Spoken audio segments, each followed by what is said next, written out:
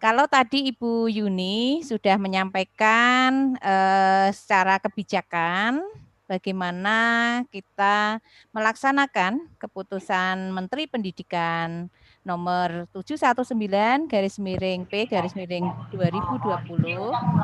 Nah, saat ini kita akan membahas pada tingkat tataran praktisnya Bapak Ibu, bagaimana kita mengelola kurikulum itu di sekolah. Mohon izin ya Bapak Ibu untuk share screen-nya. Ibu. Baik.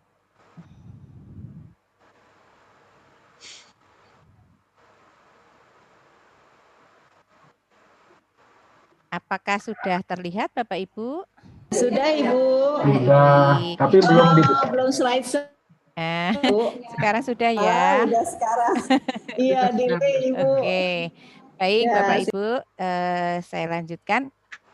Sebelumnya Bapak Ibu, perkenankan kami mengajukan pertanyaan. Barangkali ini sebagai sharing aja. Di sekolah Bapak Ibu sudah menggunakan salah satu dari kurikulum yang akan kita bahas. Yang pertama, apakah jenis kurikulum yang digunakan di sekolah bagi kepala sekolah atau sekolah binaan Bapak Ibu bagi yang pengawas atau juga dari LPMP atau dari Bapak Ibu kasih kurikulum. Yang kedua, mohon diberi gambaran kontennya saja, konten kurikulumnya seperti apa secara singkat. Kami persilahkan Bapak Ibu, monggo barangkali ada yang mau sharing yang sudah dilakukan di sekolah. Silakan Bapak Ibu. Bu Titi sharingnya via chat atau langsung Bu? Langsung aja Mbak Uci. Oh langsung saja ya, disilakan Bapak Ibu. Ini ada pertanyaan, 2 pertanyaan, dimohon Bapak Ibu untuk sharingnya.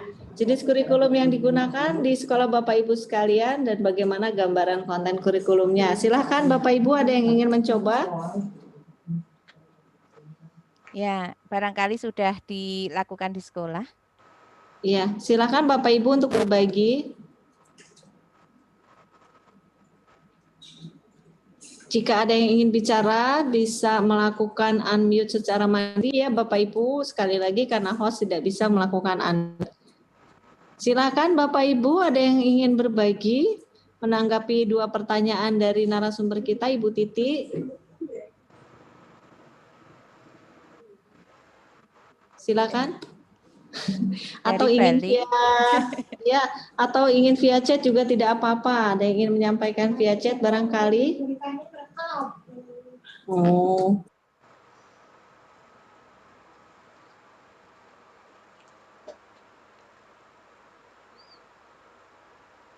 Halo. Apakah putus ini? Bapak Ibu, bagaimana Bapak Ibu? Ini sepertinya belum ada yang merespon Bu Titi. Oke. Selamat pagi.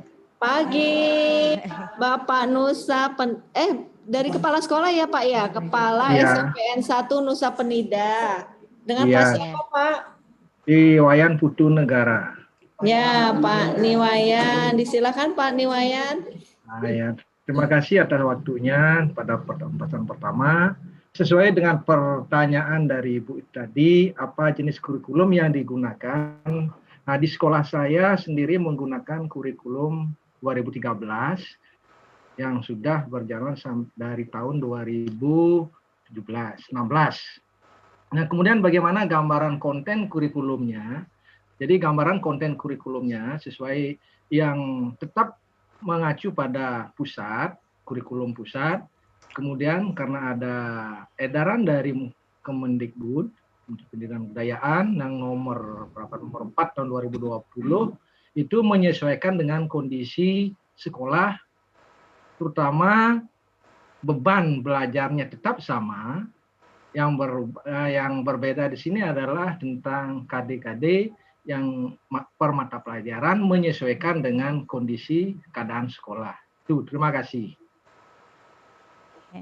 Ya. Baik, terima kasih Pak Putra Negara. Mbak Uci, mungkin kita sudah punya satu contoh dari Bali tadi tentang kurikulum 13. Barangkali ada yang sekolah menggunakan kurikulum khusus atau kurikulum mandiri. Monggo Mbak Uci. Ya, silakan Bapak Ibu. Ada yang juga ingin katanya menanggapinya via chat juga silakan Bapak Ibu kalau ada yang ingin menyampaikan via chat. Silahkan. Berarti tadi Pak Putra Negara kan menggunakan yang 37 itu ya Bu ya? Iya. Permendikbud 37. Ada yang ingin menanggapi yang lainnya Bapak Ibu, barangkali ada pilihan, karena kan dikasih 3 pilihan ya, yang barangkali memilih yang kurikulum kondisi khusus atau yang mandiri, disilakan untuk bisa berbagi. Ini juga saya sambil pantau yang di chat, tapi nampaknya belum ada yang muncul. Ya, ini siapa? Sebentar ya. Dari Denpasar ya, Ibu Kartini. Ibu Kartini ingin berbagi? Ya, terima kasih. Ya, silakan Ibu Kartini. Oke, kami dari pengawas Ibu. Silakan Ibu. Pengawas. Kalau untuk Iya. Kalau untuk di Denpasar, Ibu, sampai saat ini itu diperlakukan kurikulum khusus dan kurikulum mandiri, Ibu. Oke. Iya. Ada beberapa sekolah yang memang menggunakan kurikulum khusus, kemudian ada kurikulum mandiri, Ibu, disesuaikan dengan kondisi sekolah, dan itu kepala sekolah kami mengadakan workshop di awal tahun ajaran, Ibu, dan kemudian Assalamualaikum. Ya, sebentar ya Pak Haris. Iya Bu Kartini, dilanjutkan Bu Kartini. Ya. Dengan menggunakan RPP sesuai dengan Permendikbud 14 Ibu 2019 yang kemarin, dan itu yang dipergunakan di Kota Denpasar, Ibu. Jadi kurikulumnya sudah menyesuaikan sesuai dengan pola pembelajaran di BDR. Itu yang kami pantau ke sekolah-sekolah seluruh Kota Denpasar tingkat jenjang SMP, Ibu. Iya. Baik. Dan pada saat ini berjalan dengan baik dan lancar, Ibu.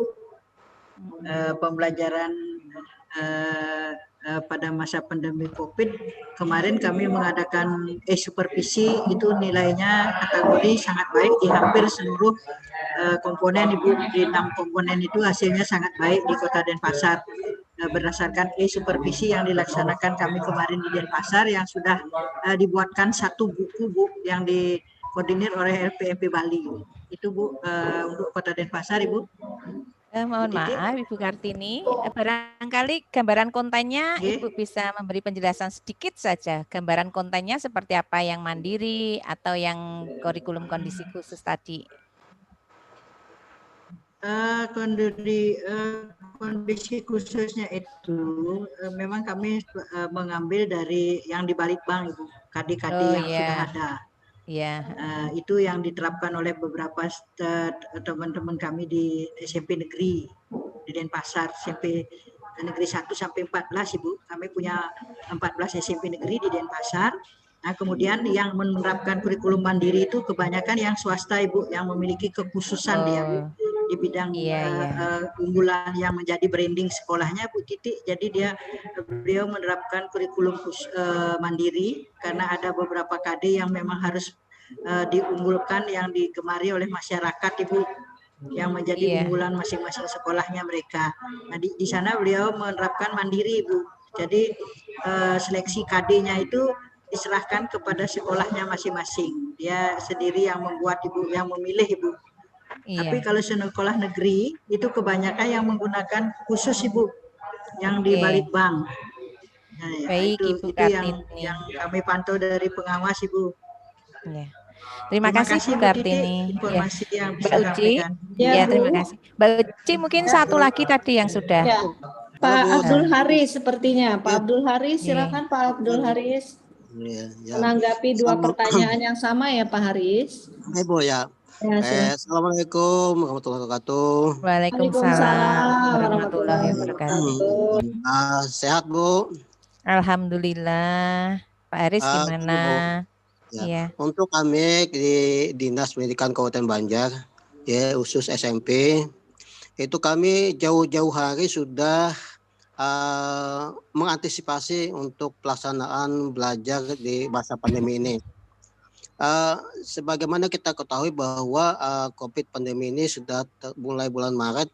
Bulan Maret itu kan sudah mulai diliburkan anak-anak, sehingga pelaksanaan ujian sekolah dan sebagainya